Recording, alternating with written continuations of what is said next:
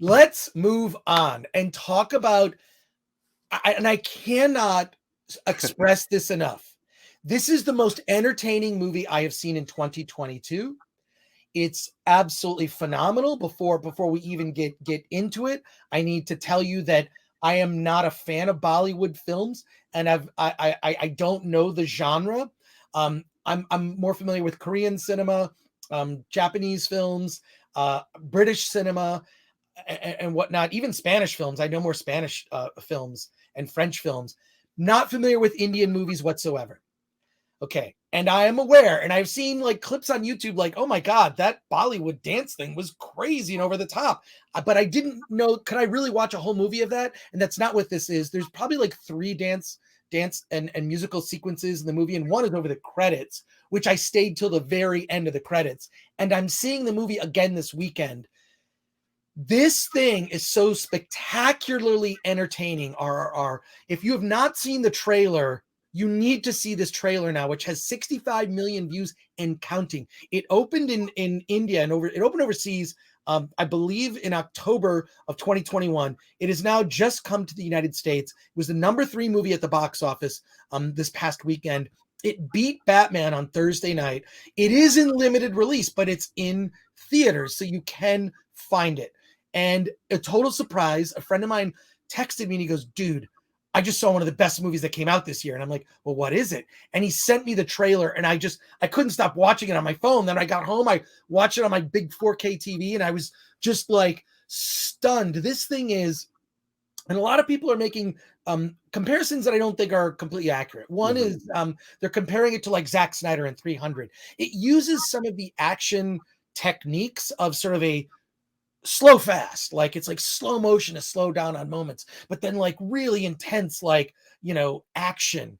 So it has that sort of speed up, slow down, almost like, I mean, there are moments that are like right out of a graphic novel. And it was really interesting too, at the very beginning of the movie, there are a lot of animals in this film. In particular, there's a tiger that you see. One of the characters confronts, all the animals in the movie are digital. Sometimes it kind of looks like they're digital, but there's just no way you could have done, because there are a lot of like, there's a lot of violence in the film, and there's accidents and things involving animals. No animals were hurt because they're digital animals. But I have to say, this has opened my eyes up to a whole new world of film that I need to go down the rabbit hole. The director is Rajamouli's, and my apologies for any mispronunciations that I might have. And it's about 2 real life historical figures from India who fought back in the resistance against colonial Britain, right? The British were, the colonists in India at the time. This is in the 1920s. And these 2 historical figures that are real fought back, and they technically speaking never met. So it's based on 2 real life historical figures who never met. This sort of invents a scenario, a fantasy, if you will, of what would happen if these 2 had met and teamed up. And what's interesting is, to me, it's like the British, what I love about this is everyone not everybody who has a British accent, but most of the characters who have a British accent are the bad guys, which totally reminds me of Star Wars. So, because look, in Star Wars, the Empire, it was all guys with British accents, right? They're the bad guys. But this film, and you can see it, it's subtitled even in different languages. And I have to make sure you get the subtitling, the English subtitle screening. Yes, get the English subtitle, because you need to hear the performances of these actors. This is like, and I've like messaged my friends saying, check out this trailer. If it's playing near you, go see it. This is the kind of thing where it's just like, it's so over the top. It's like some aspects, I would even compare it to like the best of like when Marvel movies were good, like those sort of best aspects in terms of the heroism and the manliness. I mean, all the men in this movie take their shirts off. They're all well oiled, and they're in slow motion doing, performing heroic feats. And it's just, so there's a rescue of a young boy who's trapped on this body of water that's in flames from an oil tanker. And these 2 men, this is how they meet, is they team up and save the young boy. And it's mind-boggling. It's one of those things where, like, when you hear movie critics use like dumb things like, It was a roller coaster ride. This movie soars.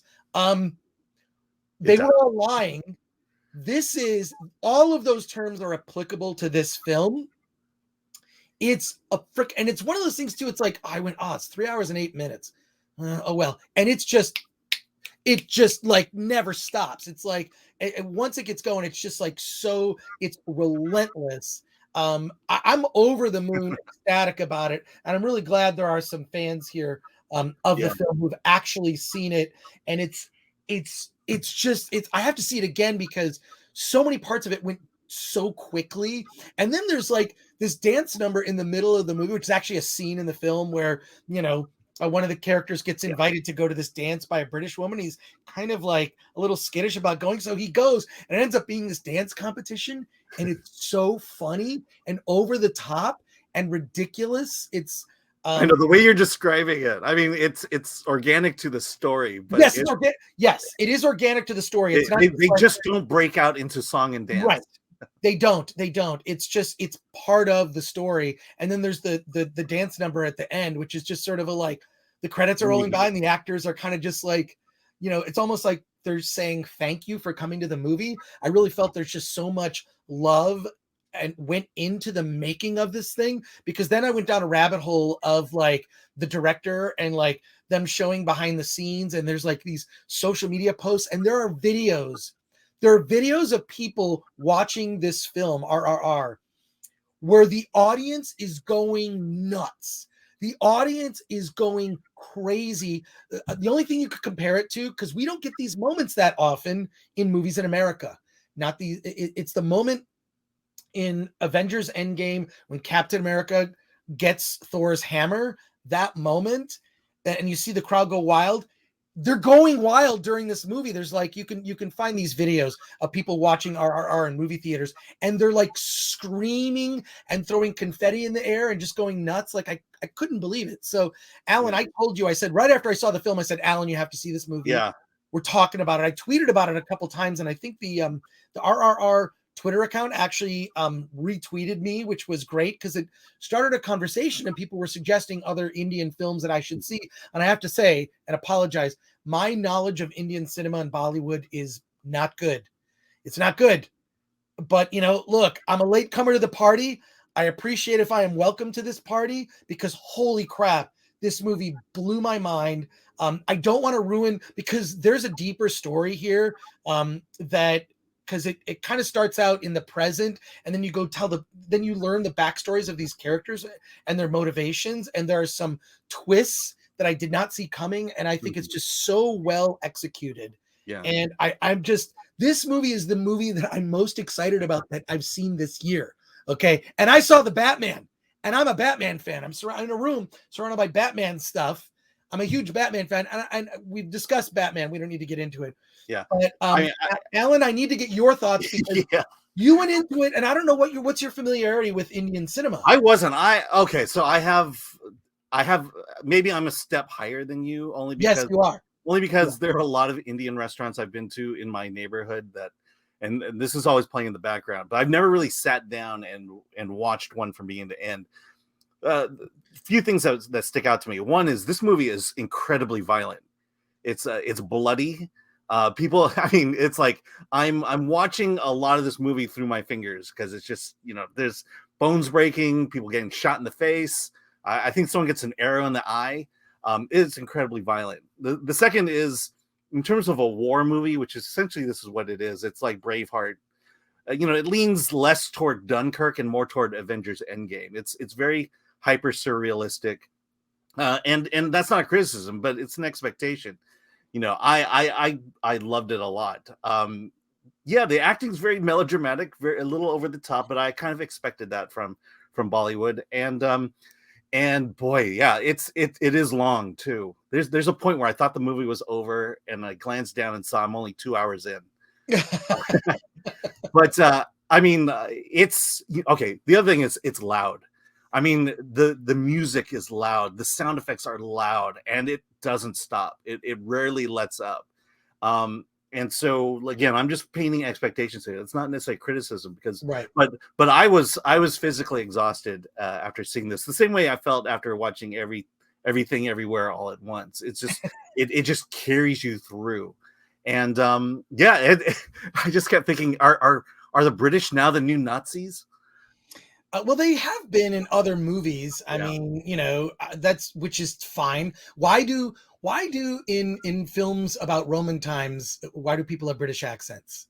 Right? Like Yeah. there are a lot of movies set in the Roman era where people have British accents. Shouldn't they Yeah. be speaking Latin or some form of Italian? I don't know. But Yeah. but Also, let's not forget that Star Wars was filmed in England, which kind of explains why all the bad guys spoke well, in that's British true. They accents. hired a lot of British actors. But what I found interesting was because obviously the movie is subtitled throughout, how so there is English spoken in the film when there are Yeah. the British characters, they all speak English, and the translation in the subtitles was off.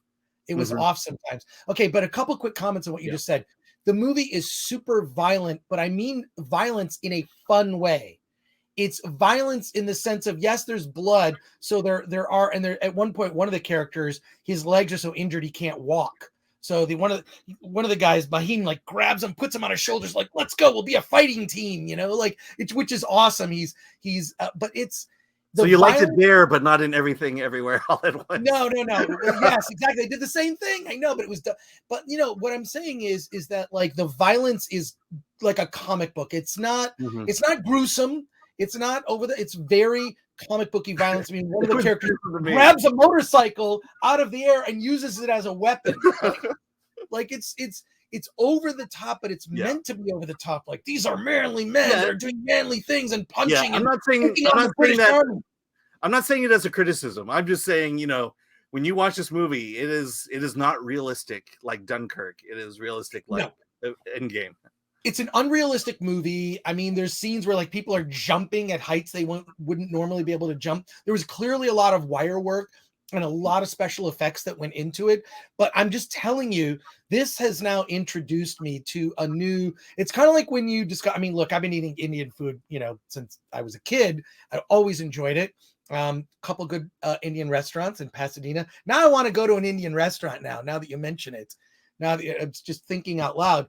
But like I wasn't, it wasn't taken in by any particular, movie that made me a convert. And what I'm saying is this has made me a convert. So now I need to go down some other roads and just see what else is there. But I feel like this movie is coming out at a time when American cinema, I feel like, is in a troubled place. Yeah, I'll tell you why. Can I hear it? I want to hear it. There's no woke checklist to go down in this movie. There's Bingo. not a female soldier. There. I mean, it's true to its time. It's true to its time, and it's refreshing, quite frankly. Yeah, this thing is refreshing in the sense that like it's we're here to entertain you. We are here to entertain you. There's going to be dancing, singing. There's going to be over the top action. When it's violent, it's going to be violent, but it's never violent. I want to be clear about this. It's never violent in a way that would be offensive. Like, I can't believe they did that, or that was too gruesome, or that character did. Look, all the violence is being done to people who, for the most part, deserve it, except when it's done to our heroes. But this is literally could be described as a superhero movie, right? In fact, wasn't there a trailer book that preceded this? There was. I forgot the name of it, but there was a superhero trailer before. Well, I'm gonna go see that movie. I don't care. Yeah. Also, they do hurt digital animals in this movie. Digital animals, okay. Which is, I mean, I think that's still a crime. So, well, no, I think they were very clear about that because doesn't matter. Some stuff is so over the top, and I'm looking at the animals going, okay, yeah, they're fake, but like it's a good thing that they are, because people would really get hurt, including the animals. But I can't rave enough about this movie just because it's refreshing, because lately, and we talk about this, it's a recurring theme on the show, this sort of woke checklist that Hollywood feels obligated to subject all of their products and content to is ruining movies. It's ruining movies. And the heart of, it's got to enter. Films need to be entertaining. You can have subtext there. Give me something to think about after we've watched the film. It's like, well, the deeper layers of this movie are, I love having that conversation, except today's writers are so terrible of American films. They're so terrible. This new, generation of writers writing screenplays in Hollywood are so awful. They don't understand what subtext is. They don't get it. They don't know how to do it. So, subtlety is lost.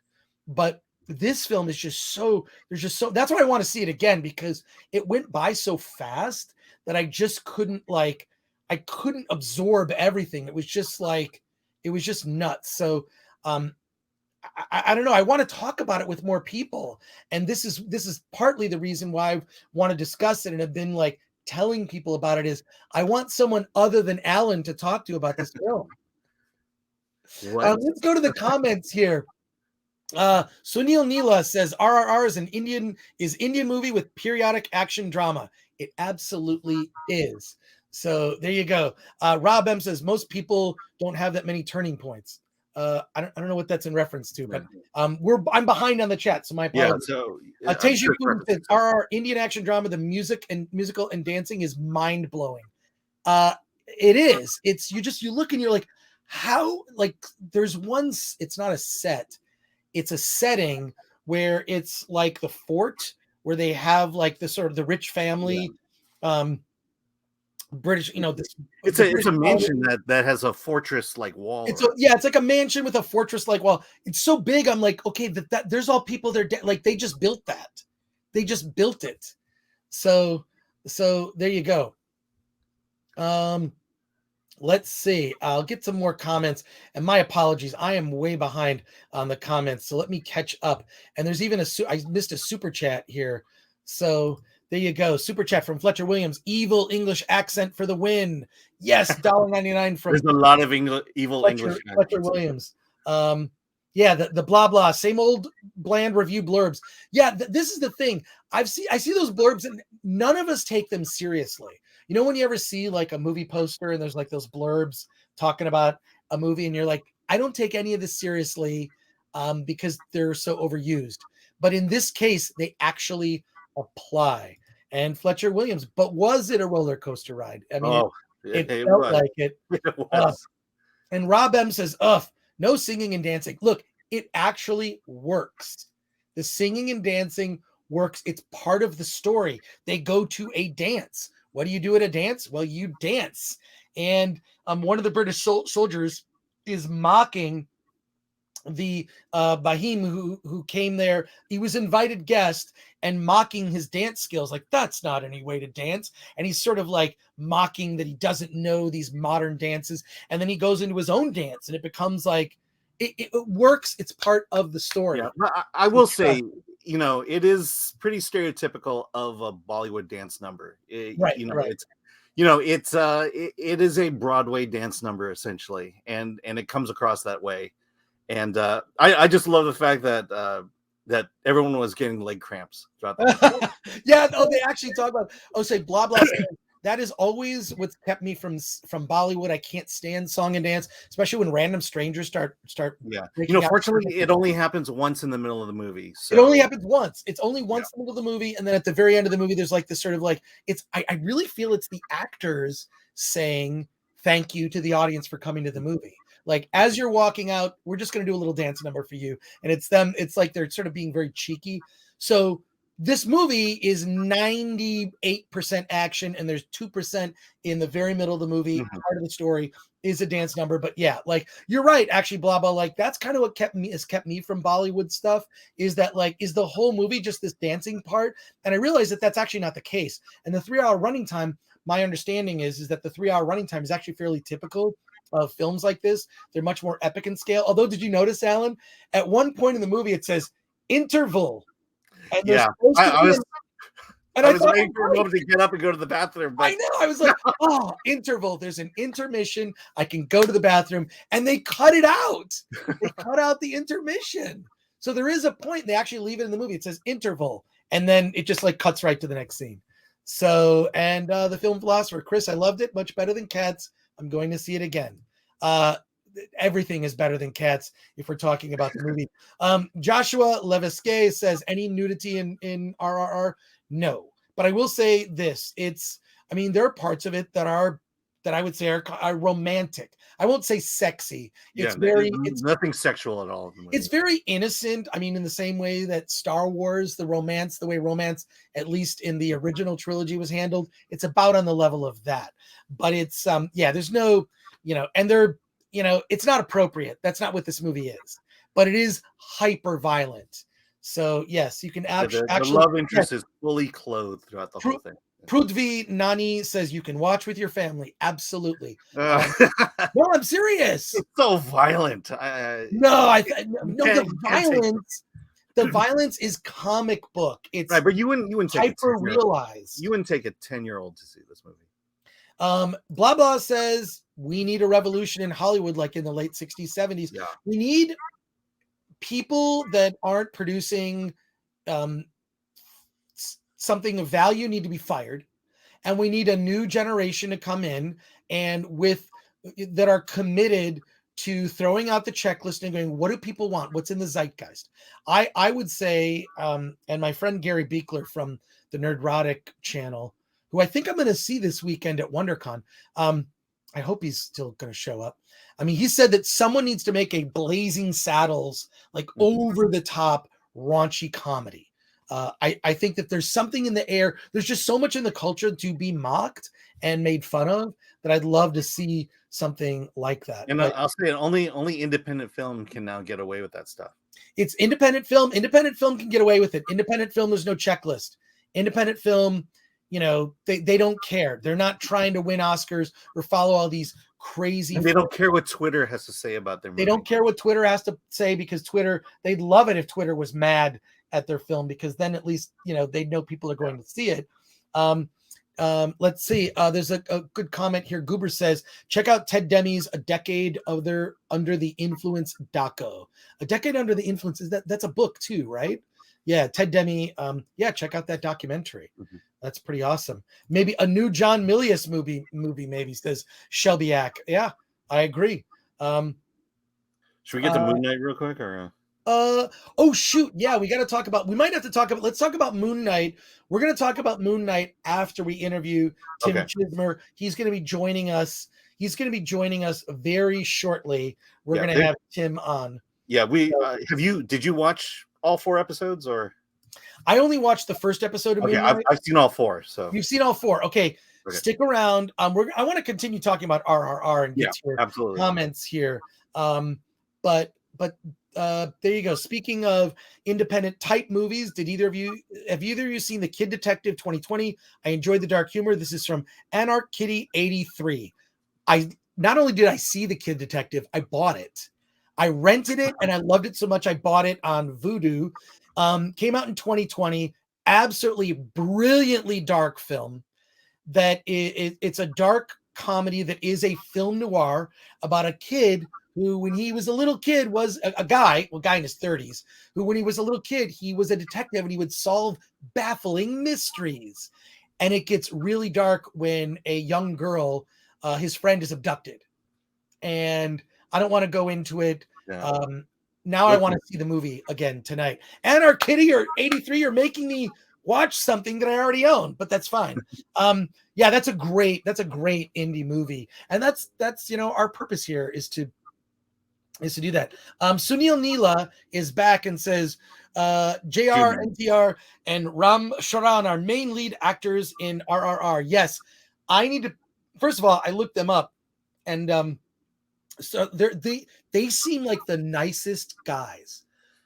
Sunil, can I tell you how horrible American celebrities are? How entitled they are? They feel like if you make jokes about them that they don't like, they're just going to come up and slap you on stage during a major award show. Ugh. So, there you go. But yeah, no, these guys, it just seems like they love their audience so much. They just love their audience. Their whole brother dynamic really worked for me. Yeah, I was really rooting for this relationship between the two of them. Yeah. But just the friendship, they have this like friendship that goes through some ups and downs. I don't want to say anything. They're walking through a pasture together. Yes. No, but like, of course, like, you know, anyone else seeing it is going to say it's very homoerotic. It's like, no, it's just two male friends.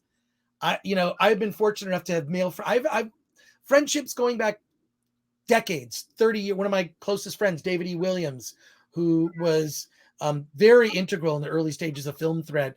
We're friends to this day. We've been friends since 1987, longer than some of you have been alive.